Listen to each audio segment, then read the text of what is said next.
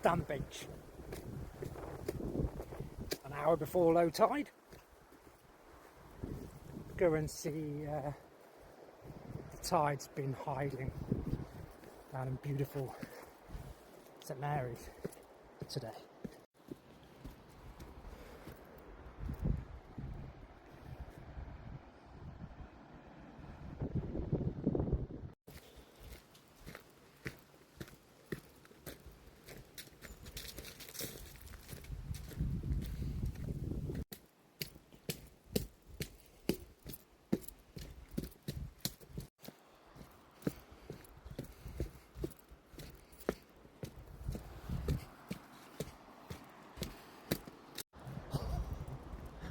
I was a bit eager coming down the beach and fucking buckled my ankle. What an idiot. Anyhow, we're down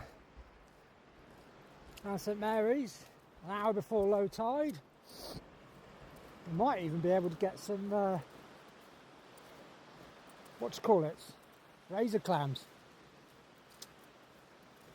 But we're going to go and have a look over there at the minute. Plenty of sand down this end, so let's see what we can go find. Look at that. That is a snake lock sea anemone. I'll hopefully be able to show you one that's in the water, but it looks like a set of snakes, and normally they are normally that sort of colour, grey in colour, but when there's a lot of algae in the water they'll turn green. Now I noticed a picture of one down Cornwall end of the country, and they were very vibrant green, and it's a telltale sign there's a lot of algae in the water, because they'll turn green, because that's what they'll feed off of that. So, and the thing is, things like this will tell you quite a lot of what's going on in and around the water. So this at the moment is telling me that there isn't any algae in the water, or there isn't a lot of algae in the water, unless I find one that is green, because of its colour of being grey and sort of dull. But yeah, they should be, or depending on what time of the year it is, and if there's a lot of algae in there, they're quite a vibrant green. See, that's what the snake lock sea anemone looks like in the water, and they've got little things on which stick and pull in its prey and feed on it, so to speak. And that's what it looks like out of the water. Kind of weird looking, but I mean, there's probably hundreds of them along here, but they are all have their part in this little ecosystem. It's just amazing. The air smells very briny this morning, should I say. Let's see what else we can find. Oh my god, look how small he is. That is a tiny pipefish. A beautiful little pipefish. Now, if you've watched some of my videos, you'll know what I'm about to say. This is the closest relative to a seahorse. I'm going to put him in because he's getting a bit restless.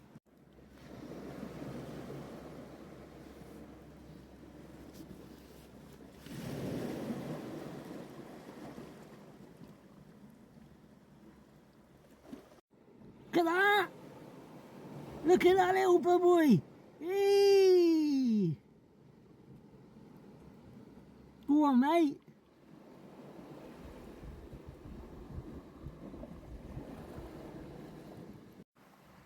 And like seahorses, it's a little interesting fact that only the males carry eggs.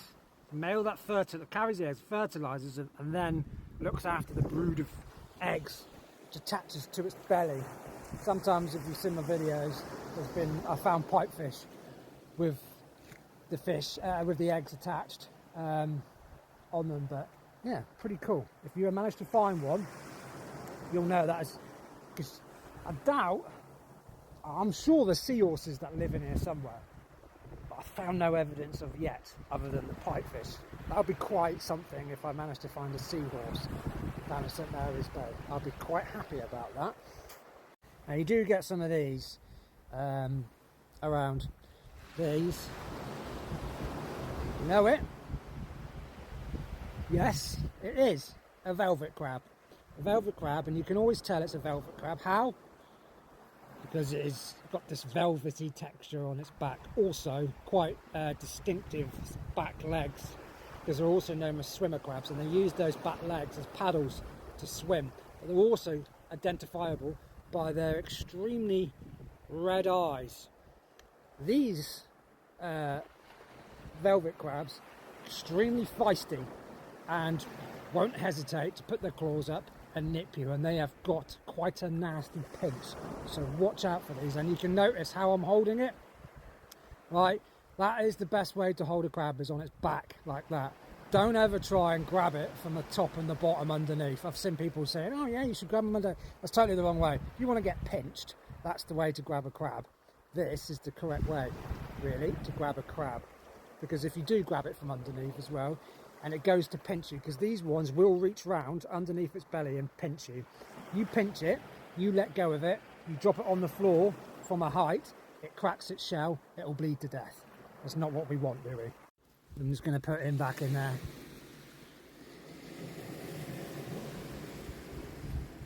Oh, wow. Wow, wow, wow. We've got some bigger.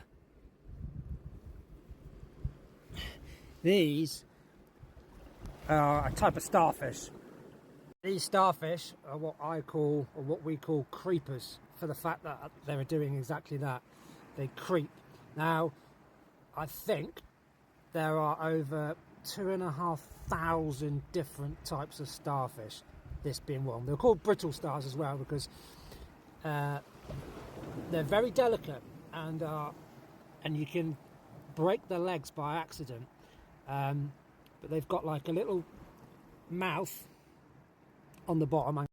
They've got a little mouth on the bottom they feed on, and they feed on crustaceans and all sorts, but you can get all different types. And I mean, these are some of the ones that you do find. In fact, there's another smaller one there, look, on my finger. But this, if you know what you're looking at, you can find all sorts in such a very small area. And there's another set of snake blocks. You've got the remnants of a razor clam, and if you just watch how it creeps along the bottom,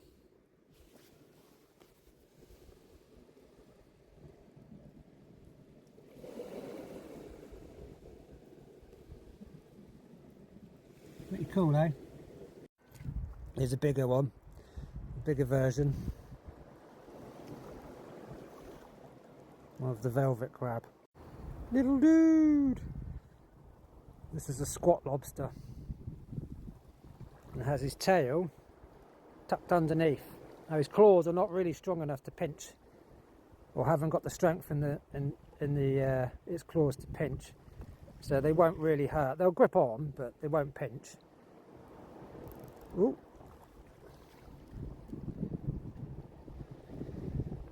Beautiful little thing. See what I mean? He... Oh, sorry. I think they were actually mating.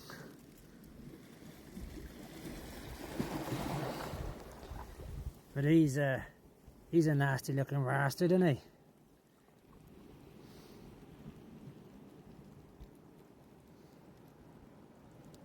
So you should pick him up.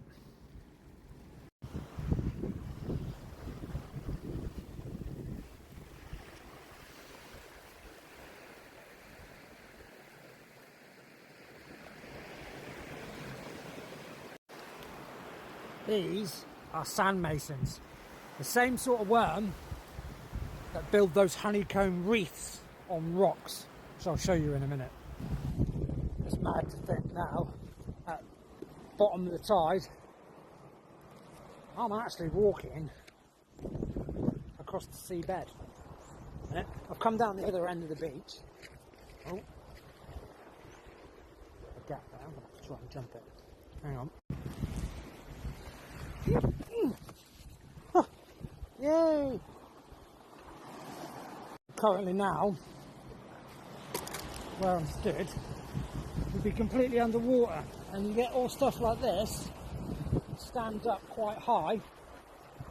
That'd be, you know, I was going on about the kelp forest.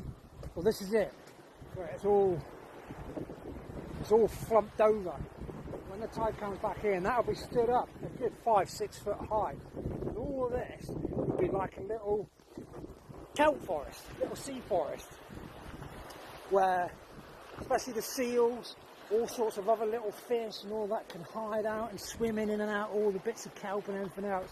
This part of the beach down here is completely different to that end of the beach down there.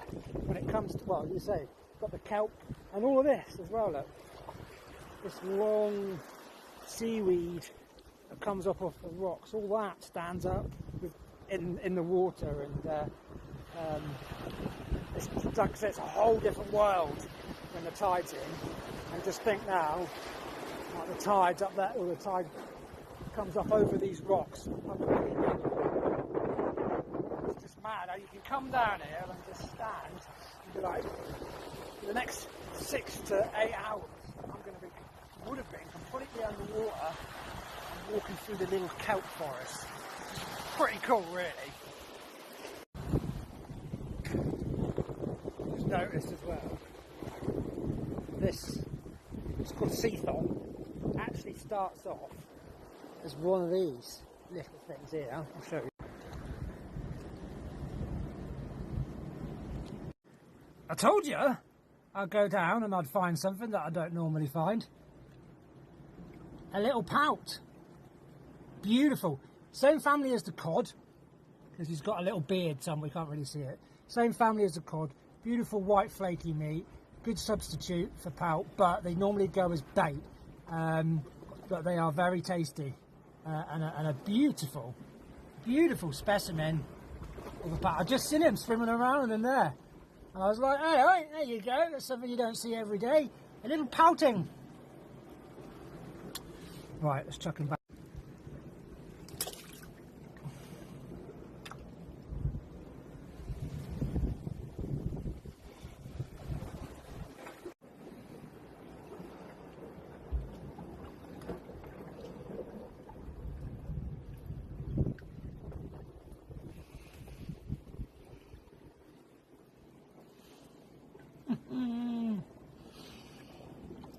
He's just waiting for the tide to come in now. Well, don't go there, mate.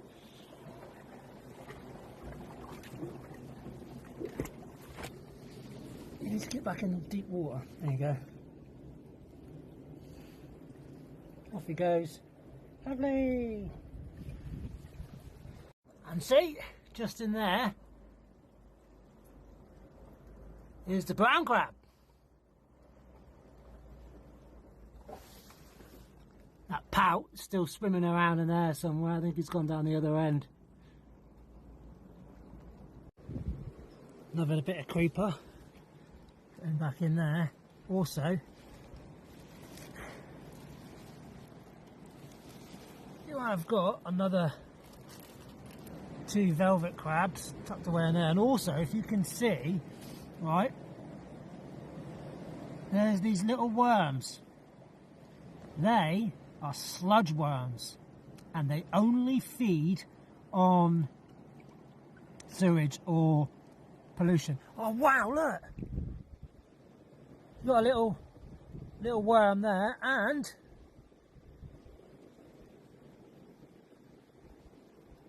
oh, bugger. Oh, sugar. Did you see that before he swam away? Couple of dog whelks on the hunt. There's that creeper, look. Couple more dog whelks. Netted dog whelks, I might add.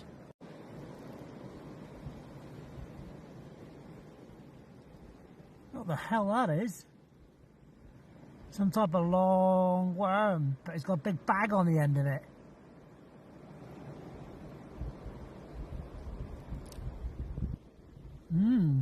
Interesting. And there's a sea cucumber just there, with a velvet crab, with a porcelain crab underneath it.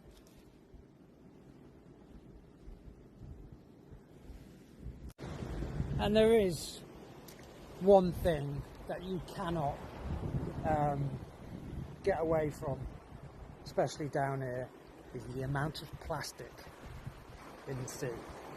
I mean, just in this one area, there's probably over a couple hundred pieces of small plastic, and look at all those sludge worms. So there's some sort of pollution or something that they're feeding on. Plastic,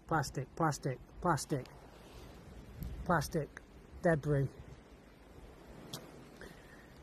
Plastic, and it gets smaller and smaller. This is the stuff you can see with your eye. Now imagine the stuff that you can't see with your eye, that's microscopic. And when I say microscopic, I mean so small that it can get into your bloodstream. There is no doubt that plastic is in the food chain. There's no denying it. It's just, with the amount that's about, it's just no denying it. But nature somehow still cracks on. Pots. There's another pot up there. That's what you get from shooting your pots right inside when there's a fucking southerly gale coming, washes them all up, and of course they don't come down and collect them. That'll stay there. That's what, 4 of them wedged in a rock down there. An expensive mistake, but hey-ho, learn the hard way. But yeah, undeniable fact that there is a lot of plastic.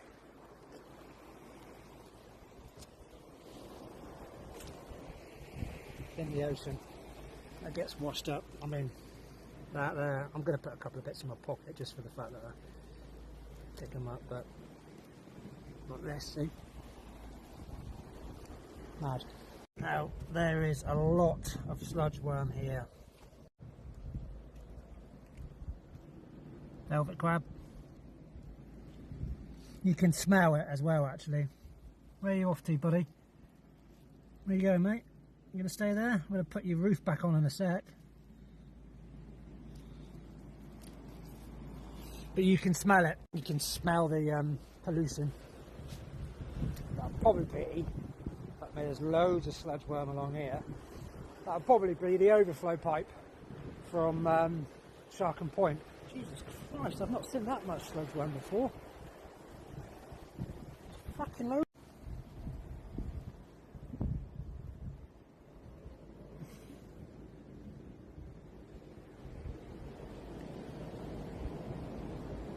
I remember the sand masons.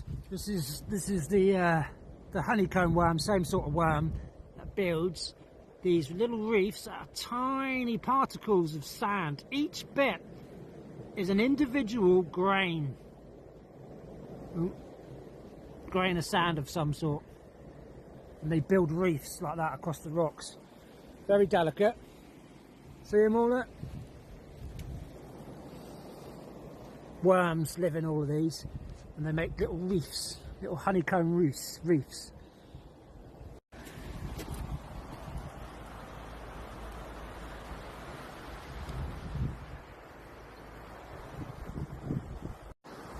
I cannot begin to tell you how good it is to be able to come down to the beach and show you stuff. I know some of you have not even seen some of the stuff that I've found. That's just a small insight to what actually is on the beach down in St Mary's at low tide. And it's normally when I find things that are in a very small area. And the area is a hell of a lot bigger. It's a big beach. And just imagine this as a little environment for all the other little fishies to go about their fishy business. Hope you enjoyed the video. Catch you later.